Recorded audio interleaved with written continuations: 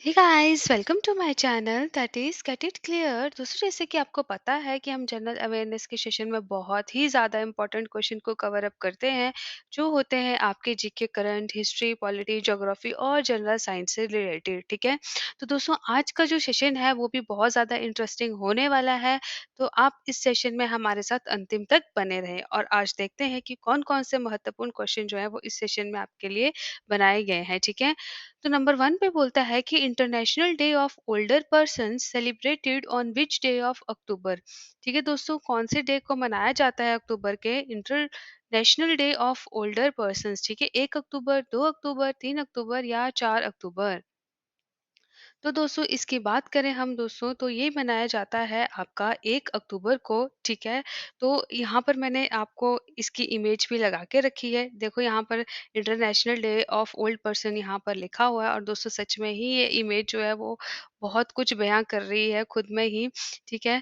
तो दोस्तों, सबसे पहले मैं बात करूं कि इसकी शुरुआत कब की गई, तो 14 दिसंबर 1990 को यूनाइटेड नेशन ने क्या किया, इसको डिक्लेयर किया है कि 1 अक्टूबर जो है वो international day of older person का क्या होगा, सेलिब्रेट किया जाएगा। तो इस चीज़ का आपने ध्यान रखना है। ठीक है।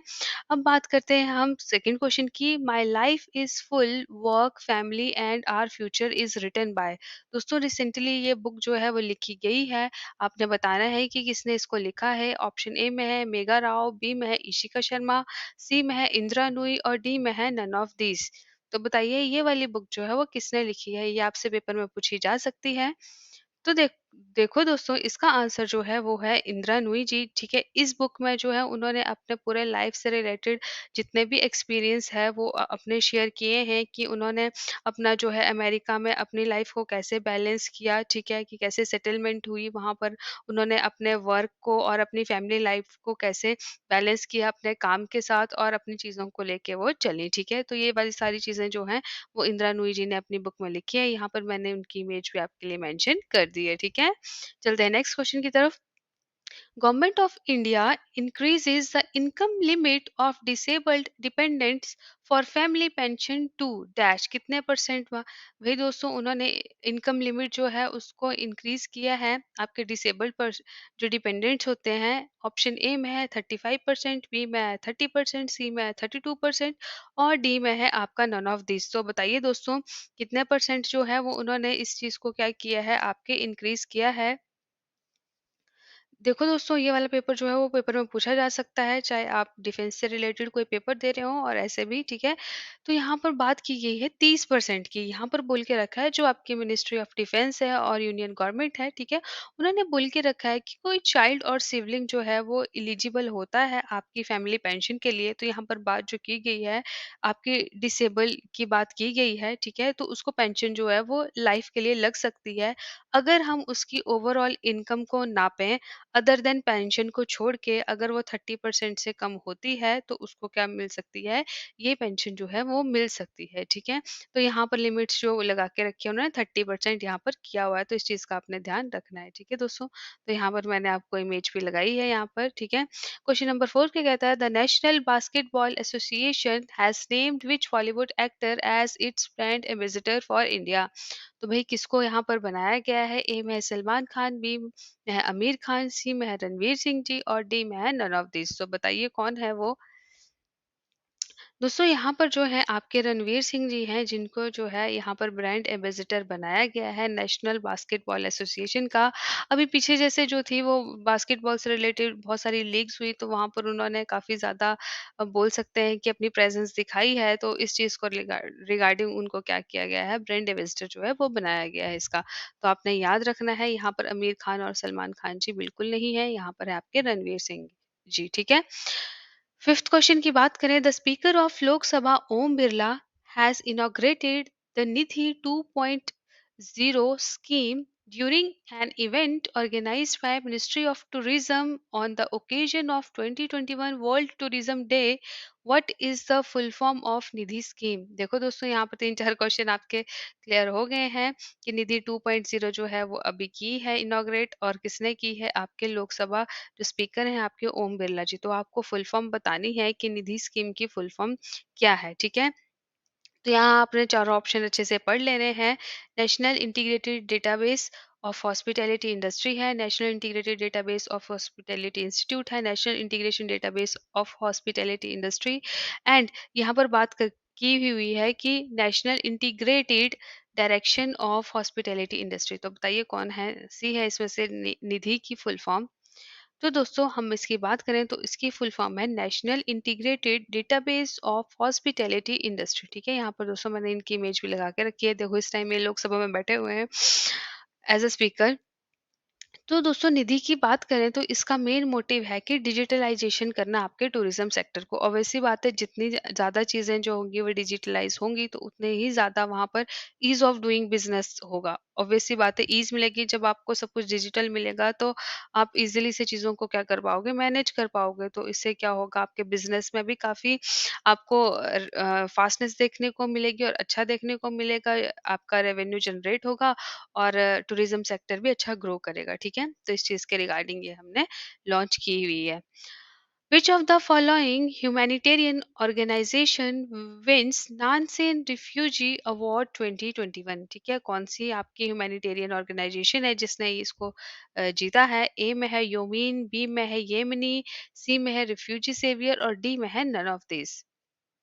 दोस्तों ये वाले क्वेश्चन जो होते हैं वो बहुत टिपिकल से क्वेश्चन होते हैं, मतलब ज़्यादा ध्यान हम नहीं देते हैं, बट पेपर में ये पूछे जाते हैं। ऑब्वियस सी बात है आपको कि पेपर का डिवीजन जो होता है वो हमेशा 60-40 में होता है। 60% आपको इजी मिलेंगे, 40% कुछ ऐसे मिलेंगे कि थोड़ा टफ लेवल देखने को मिलता है। ठीक है, तो दोस्तों यहाँ पर बात करें तो ये है आपकी येमनी। ठीक है, तो इसको आपके क्या मिला है, ये वाला नानसेन रिफ्यूजी अवार्ड मिला है। यहाँ पर मैंने इनके आपको ऑर्गेनाइजेशन के पर्सन दिखा दिए हैं। बोले कि जो ऑर्गेनाइजेशन का जो नाम है उसका नाम जो है वो है जील अल्वेना association for humanitarian development founded, जो हुई थी ये वाली, ये हुई थी 2017 में बाय एमीन जुब्रेन द्वारा। ठीक है, तो जनरली आपसे क्वेश्चन में येमनी का ही नाम पूछने को मिलेगा, क्योंकि एज अ शॉर्ट फॉर्म देखा जाए तो ये येमनी के नाम से ही जानी जाती है। ठीक है, इसका काम है कि आपके रिफ्यूजीज को प्रोटेक्ट करना और आपके जो भी आपके पता है कि आपको जो भी पीपल डिस्प्लेस्ड हुए होते हैं तो उन सब का जो क्या करती है ये ध्यान रखती है। ठीक है, तो उसके रिगार्डिंग ये काम करती है। तो आपने याद रखना है कौन सी है वो, येमनी। ठीक है, चलते हैं नेक्स्ट क्वेश्चन की तरफ। Recently which of the following test fire hypersonic missile Hwasong 8? देखो ये हाइपरसोनिक मिसाइल है हवासोंग 8, ये किसने टेस्ट फायर की है रिसेंटली? ईरान ने की है, इराक ने की है, नॉर्थ कोरिया ने की है या साउथ कोरिया ने की है? ठीक है, तो दोस्तों इसको जो किया है फाइनली टेस्ट फायर वो किया है आपके नॉर्थ कोरिया में। ठीक है, हवासोंग 8। ठीक है, देखो नॉर्थ कोरिया का मानना ये है कि उन्होंने अपने नेशन की कैपेबिलिटीज को, जो आपकी सेल्फ डिफेंस कैपेबिलिटी होती है, उसको इंक्रीज करने के लिए इन मिसाइलों का क्या किया है, टेस्ट किया है कि आने वाले टाइम में कुछ अगर ऐसा हो तो हमारे पास ये सारी चीजें क्या होनी चाहिए, अवेलेबल होनी चाहिए, ताकि हम उसको फाइट बैक कर सकें। ठीक है, दोस्तों ये है नॉर्थ कोरिया के, आपको पता है, महान डिक्टेटर। ठीक है, जिनका नाम है जिम योंग उन। तो आप इसे देख सकते हैं, यहाँ पर मैंने इमेज में मेंशन भी कर दिया है। इसकी कैपिटल जो है नॉर्थ कोरिया की वो है प्योंगयांग करके है। ठीक है, और करेंसी जो है वो है नॉर्थ कोरियन वॉन। तो आपने याद रखना है ये सारी की सारी चीजें। अब हम बात करते हैं क्वेश्चन नंबर 8 की, world maritime day celebrated on which day of सितंबर? कौन सी तारीख को मनाया जाता है वर्ल्ड मैरीटाइम डे? ठीक है, तो 30 सितंबर, 29 सितंबर, 28 सितंबर या 27 सितंबर? दोस्तों तो ये आपका मनाया जाता है 30 सितंबर को। यहाँ पर वर्ल्ड मैरीटाइम डे की मैंने आपको इमेज लगा के रखी है। ठीक है, और इसकी थीम जो थी वो था seafarers at the core of shipping future. ठीक है, तो ये इसकी थीम थी। जो आपका इंटरनेशनल मैरीटाइम ऑर्गेनाइजेशन का जो हेडक्वार्टर है वो है आपका लंदन में, और यूनाइटेड किंगडम। ठीक है, इसको जो फाउंड किया गया था वो किया गया था 17 मार्च 1948 को। ठीक है, इसके जो अभी सेक्रेटरी हैं वो हैं कीटेक लिम। ठीक है, तो इनका नाम आपने याद रखना है। कीटेक लिम जी जो है वो इसके अभी क्या है, सेक्रेटरी हैं। ठीक है, इंटरनेशनल मैरीटाइम ऑर्गेनाइजेशन के। तो आप कब मनाया जाता है, ये 30 सितंबर को मनाया जाता है। चलते हैं नेक्स्ट क्वेश्चन की तरफ। Government of India starts work to develop Parshuram Kund in which state और यूटी रिसेंटली? ये परशुराम कुंड जो है वो आपका बन रहा है, ये कौन सी स्टेट और यूटी में बन रहा है रिसेंटली, ये चीज आपको बतानी है। A Uttar Pradesh, B Bihar, C Arunachal Pradesh, D none of these. अभी आपको पता है ये हॉट शॉट न्यूज़ बनी हुई थी आपके न्यूज़पेपर में, तो ये आपका बन रहा है दोस्तों फाइनली अरुणाचल प्रदेश में, ठीक है? और ये कौन-सी साइट पर है? साइट है इसकी ब्रह्मपुत्रा प्लेटू, और आपको पता है कि ब्रह्मपुत्रा को जो है वो आपके लोहित रिवर के नाम से भी जाना जाता है अरुणाचल प्रदेश वाली साइड में, और इसके सीएम जो है वो आपको पता है प्रेमा खांडू जी है, और गवर्नर जो है वो है वीडी मिश्रा, ठीक है। जो आपका प्रसाद जो स्कीम है, ठीक है, प्रसाद की फुल फॉर्म मैं आपको बता देती हूँ, pilgrimage rejuvenation and spiritual heritage augmentation drive scheme है, जिसके अकॉर्डिंग क्या हो रहा है, बहुत सारे जो आपके हेरिटेज प्लेसेस है उनको क्या किया जा रहा है, फिर से रिजुविनेट जो है वो किया जा रहा है। तो आपने याद रखना है, परशुराम कुंड को अभी रिसेंटली अरुणाचल प्रदेश में यहाँ पर इसका डेवलपमेंट का काम जो है वो शुरू हो गया है। 10 क्वेश्चन की बात करें, आईसीसी लॉन्चेस टी20 world cup anthem composed bye, किसने कंपोज किया है? अमित त्रिवेदी जी ने, शंकर महादेवन, विशाल त्रिवेदी, या नन ऑफ दिस? तो दोस्तों इसको जो किया है वो आपके कंपोज किया है अमित त्रिवेदी जी ने, ठीक है। तो इस चीज को आपने ध्यान रखना है। यहाँ पर देखो West Indies, Afghanistan, India, Virat Kohli ji नजर आ रहे हैं, ठीक है। तो आपने ध्यान रखना है अमित त्रिवेदी जी ने क्या किया है, इसको कंपोज किया है। 11th क्वेश्चन की बात करें, Fumio Kishida become next PM of which of the following country, ठीक है, कौन सी कंट्री के वो नेक्स्ट पीएम बने हैं? जापान के, चाइना के, पोर्चुगल के, या नन ऑफ दिस? दोस्तों ये बने हैं आपके जापान के। आपको पता है कि जापान में ऐसे लग रहा है कि कभी एक पीएम हट रहा है, कभी दूसरा आ रहा है, दूसरा हट रहा है तो तीसरा आ रहा है। शिंजो अबे के बाद जो है वो यहाँ पर आपको बहुत सारे पीएम जो है वो देखने को मिले हैं। इन्होंने जो रिप्लेस किया है वो किया है याशीदे शुगा जी को। आपको पता है अभी कुछ दिन पहले ही वो बने थे आपके। और यहाँ पर हम बात करें तो इनकी पार्टी ने जो लिए हैं वो 257 वोट्स लिए हैं, और डिफीट किया है इन्होंने तारो कुंतो को की पार्टी को, ठीक है, जो इनके अपोजिशन में खड़े थे। तो इस चीज का आपने ध्यान रखना है, ठीक है। क्वेश्चन नंबर 12 की बात करें, which of the following is re-elected as press trust of India chairman recently? Avik Sarkar ji है, मोहित शर्मा जी है, दानिश ठाकुर है, या गौरव गुप्ता जी? किसको बनाया गया है प्रेस्ट ट्रस्ट ऑफ इंडिया के चेयरमैन अभी? तो हम इसकी बात करें दोस्तों, ये हैं आपके अविक सरकार जी, जिनको ये बनाया गया है। और यहाँ पर देखो मैंने इनकी इमेज भी आपके लिए मेंशन कर दी है, ठीक है। आपको पता है कि कंट्री की जो लार्जेस्ट प्रीमियर न्यूज एजेंसी है, ठीक है, प्रेस ट्रस्ट ऑफ इंडिया का जो हेडक्वार्टर है वो न्यू दिल्ली में है, और इसको फाउंड किया गया था 27 अगस्त 1947 में, ठीक है। तो इस चीज का आपने ध्यान रखना है। अविक सरकार जी को अभी यहाँ पर फिर से री इलेक्ट किया गया है as a chairman. Question number 13 की बात करें, which cricketer first to score 1000 runs against one team in IPL recently? ठीक है दोस्तों, रोहित शर्मा जी हैं, विराट कोहली जी हैं, शिखर धवन जी, या केएल राहुल? तो दोस्तों इस चीज का आपने ध्यान रखना है। रोहित शर्मा जी हैं जिन्होंने क्या किया है, केकेआर के खिलाफ जो है ये आपका मारा है स्कोर, ठीक है। और यहाँ पर विराट कोहली बिल्कुल भी नहीं है। विराट कोहली आपने बिल्कुल भी नहीं करना है, इस चीज का आपने ध्यान रखना है। यहाँ पर देख सकते हैं कि अभी भी वो आप देख सकते हैं मुंबई इंडियंस से वो खेल रहे हैं, और यहाँ पर किसके विरुद्ध, केकेआर के विरुद्ध वो खेल रहे हैं, ठीक है। क्वेश्चन नंबर 14 की बात करें दोस्तों, तो what is the name of the tourism app recently launched by Delhi government? तो दोस्तों यहाँ पर तो थोड़ी सी चीटिंग हो चुकी है। तो यहाँ पर जो ऐप है वो आपकी है देखो मेरी दिल्ली ऐप, जो रिसेंटली लॉन्च की है। और वो आपको पता ही है कि ऐप को लॉन्च करने का मतलब यही था कि आपको सारी की सारे जो टूरिस्ट प्लेसेस हैं उनके बारे में इंफॉर्मेशन जो है वो ऐप पे ही अवेलेबल हो जाए, ठीक है। तो ये टूरिज्म को बढ़ावा देने के लिए सारी चीज़ें, और मतलब जो भी आपके टूरिस्ट होते हैं उनको किसी भी चीज़ का इनकन्वीनियंस ना हो, उस चीज़ को ओवरकम करने के लिए ऐसी ऐप्स जो है वो लॉन्च की जाती है, ठीक है। तो याद रखना है, देखो मेरी दिल्ली है ये ऐप, ठीक है, देखो मेरी दिल्ली। 15th क्वेश्चन बोलता है, where is the National Institute of Biotic Stress Tolerance located? तो दोस्तों ये वाला इंस्टीट्यूट जो है वो है आपका रायपुर में, ठीक है। तो इस चीज का ये क्वेश्चन जो है वो आपसे पूछा जा सकता है, स्टैटिक जीके का है। National Institute of Biotic Stress Tolerance जो है वो आपका रायपुर में है, ठीक है। 16 क्वेश्चन की बात करें, which of the following Tokyo Olympic medallist announces retirement from hockey? Rupinder Pal Singh, Bhupinder Singh, Hardeep Pal, none of this? तो दोस्तों ये हैं आपके रुपिंदर पाल सिंह जी, जिन्होंने अभी क्या कर लिया है, इंटरनेशनल हॉकी से संन्यास ले लिया है, और ये आपके ब्रॉन्ज मेडलिस्ट भी रहे हैं, ठीक है। तो याद रखना है आपने रुपिंदर पाल सिंह। 17th क्वेश्चन, आपका जो प्रगति है उसकी फुल फॉर्म क्या है? प्रगति एक स्कीम है दोस्तों। मैंने उसके रिगार्डिंग आपसे क्वेश्चन पूछा है कि जो आपकी स्कीम है उसकी फुल फॉर्म क्या है? तो बताना है proactive governance and timely implementation, pro governance and timely implementation, proactive governance and timely improvement, या proactive governance and test implementation. तो बताना है कि कौन सी है इसमें प्रगति की फुल फॉर्म। तो दोस्तों यहाँ पर हम बात करें तो प्रगति की फुल फॉर्म है आपका proactive governance and timely implementation. ठीक है दोस्तों, ये वाली जो आपकी स्कीम है जनरली ये आपका किस चीज़ के लिए लॉन्च की गई है, अगर मैं इसकी बात करूं। आपको पता है कि गवर्नमेंट जो है वो आपके वेरियस क्या करती है, प्रोजेक्ट आपके लॉन्च करती रहती है। ठीक है, तो उसमें पता है क्या होता है कि उन प्रोजेक्ट का रिव्यू देखना है कि हाँ वो उन प्रोजेक्ट पे अच्छे से काम चल रहा है कि नहीं चल रहा है। ठीक है, तो उसकी मॉनिटरिंग करना और रिव्यूइंग करना जो भी आपके इंपॉर्टेंट प्रोग्राम्स होते हैं उसके। तो इसका नाम जो है वो है proactive governance and timely implementation. ठीक है, तो यहाँ पर देखो आपके नरेंद्र मोदी जी हैं वो यहाँ पर कर रहे हैं इसके बारे में। ठीक है, तो इन्होंने इस स्कीम के बारे में अभी बोला था, तो ये पेपर पॉइंट ऑफ व्यू से इम्पोर्टेंट हो जाती है, इसलिए मैंने इसको कवर अप कर लिया है।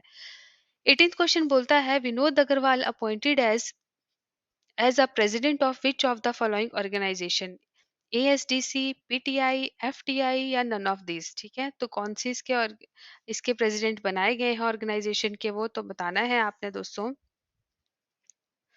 तो दोस्तों वो बनाए गए हैं आपके एएसडीसी के, that is automotive skills development council. तो यहाँ पर विनोद अग्रवाल जी हैं जो न्यूली अपॉइंट हुए हैं, मैंने उनकी इमेज आपके लिए लगा रखी है। ठीक है, और ये आपके फॉर्मर। ठीक है, पीटीआई की तो प्रेस ट्रस्ट ऑफ इंडिया, और एफटीआई की film and television institute of India. ठीक है, तो यहाँ पर 19 क्वेश्चन देखते हैं, who among the following gave communal award. भाई बताओ आपके कम्युनल अवार्ड जो हैं वो किसने दिए थे? राम से मैकडोनल्ड ने दिए, एस वॉल्डविन ने दिए, लॉयड जॉर्ज ने दिया, या विंस्टन चर्चिल ने दिए थे। दोस्तों ये वाला हिस्ट्री का क्वेश्चन बहुत बहुत बार पेपर में देखने को मिलता है, तो आपको इसका आंसर जो है वो पता होना चाहिए।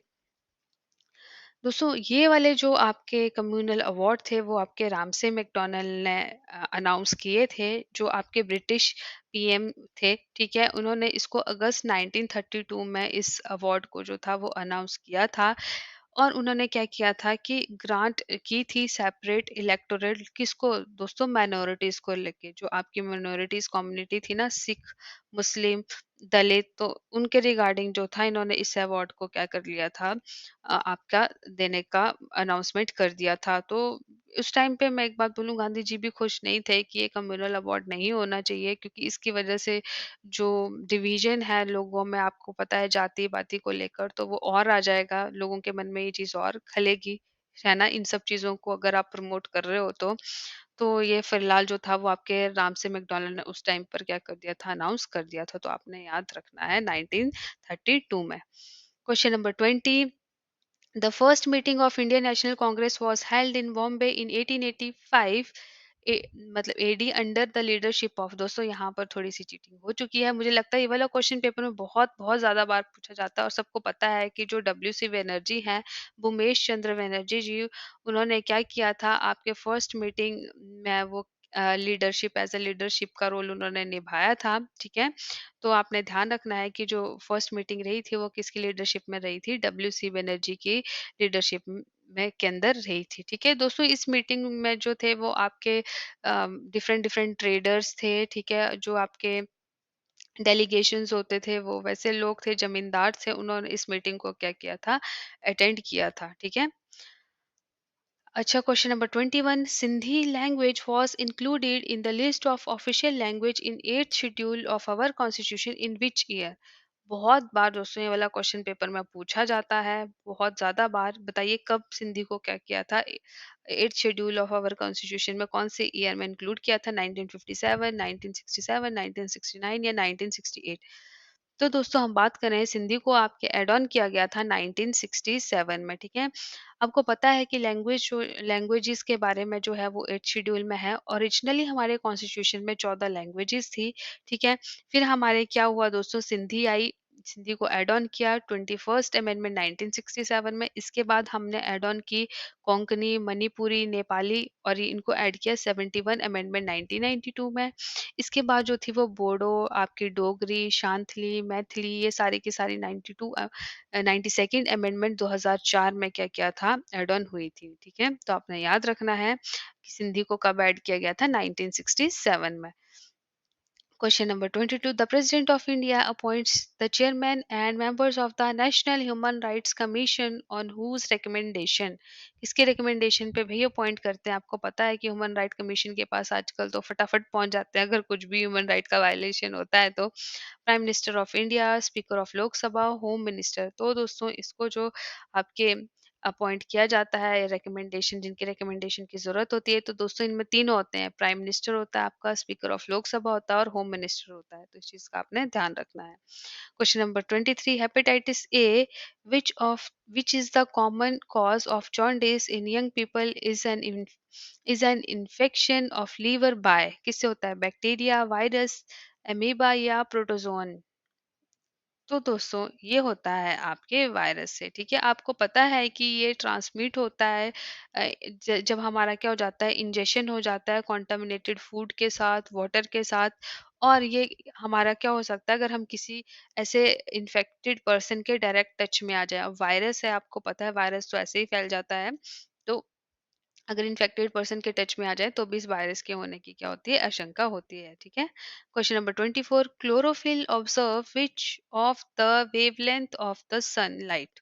ठीक है, तो कौन सी, ग्रीन ब्लू को करता है, ग्रीन रेड को करता है, रेड ब्लू को करता है या रेड येलो को करता है?